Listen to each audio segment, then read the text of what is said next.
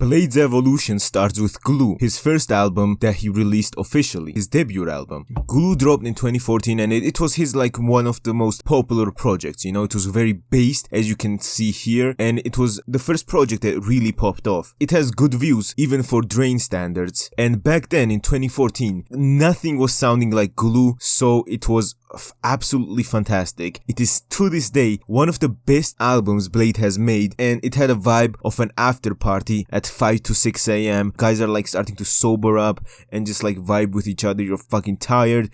That's the vibes it has. And as you can see in the last one, it had no signs of sissy hypnote music, and this is a theme in Bladee's album, especially the last ones that we will get to. Ever Since is absolutely fucking phenomenal, and there is no way this man was like mentally healthy while making it. By mentally healthy I mean like he was not heartbroken. There is no way.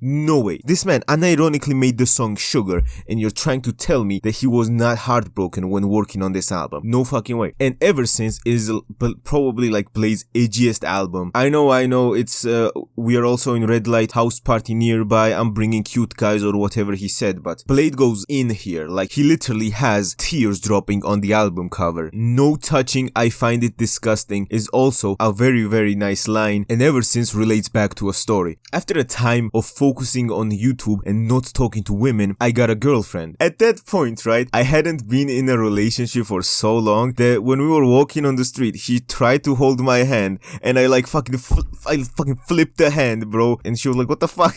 like I'm trying to hold your hand, you fucking autistic retard. So no touching, I find it disgusting. When your girlfriend tries to hold your hand, flick it so she can't. No touching, man. That's what Bladee said. This album was more so focused on relationships than Prada glasses, unlike Gluee, and like it's way less materialistic than most of Bladee's albums. And Bladee is known for his materialism, so not shoving that shit down our throats with like relationships and like the Ever Since's vibe is absolutely a great idea. Good job, Bladee. The album has a very glowing aesthetic that you can see in the Sugar music video, and it includes Love Note, man, and you can just take it for what it is. It has Love Note also on it. Boom. Working on Dying. Now this is the most rap/trap album yet. Working on Dying personally is not my favorite, but it is a lot of fans' favorites, and I can really understand why. It is like Working on Dying is very listenable. It's not fucking autistic. It's not like Crest, right? You won't have your fucking dad kicking you out the house thinking you're trans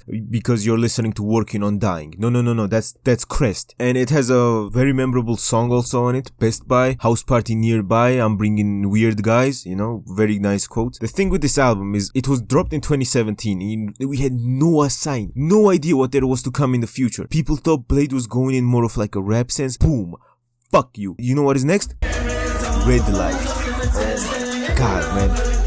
The best Bladee album. Now, I know, you guys are all getting sweaty now in your $60 t-shirts, but listen up, right? Listen up. Red Light has the best collection of Bladee songs ever. Like unironically, look at the track list. It's a banger after banger, bro. Obedient, obviously a great song, right? We don't need to argue about that, but Puppet Master is probably Bladee's best song. And this album seems like a mix of Ever Since plus Working on Dying, because it is not like fully like Working on Dying, and it is not fully e-boy like Ever Since. It is both. The genius that is Bladee put those two things together, and boom, his best album was created. Another thing I really like about this album is that it is very diverse. It's a nice mix between hype songs like Obedient and more emotional ones like Puppet Master. Phenomenal. 10 out of 10.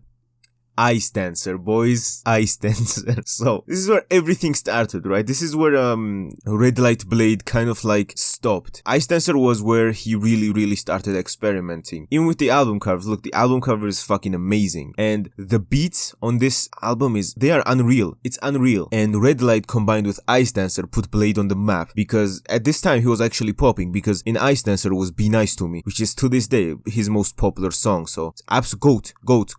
And 2020 2020, Exeter came. This is where a lot of things started changing, right? Because in 2020, we had the lockdown and the feminization of men began. You start telling men they can't go outside, they start looking on follow New Vegas subreddits and eventually end up switching their genders or their sexuality. This is what happened in 2020. This is where Bladee really started experimenting, and being locked down broke this man, because Bladee has unironically said that his biggest inspiration is how he is bored, and you guys know how fucking boring it was to be in quarantine. And the next one, 333. Now this was very weird, right? Because I think Bladee realized that he went too far with Exeter and decided to drop 333, which was like a more toned down but a better version of Exeter, or that's at least what people think, right? I didn't really vibe with 333, but I've gotten DMs saying that, oh my god, 333 best Bladee. Yes, I did think that Bladee had like an identity crisis here, because he did not know, he could not decide which way to go, which style to go with, right? Women,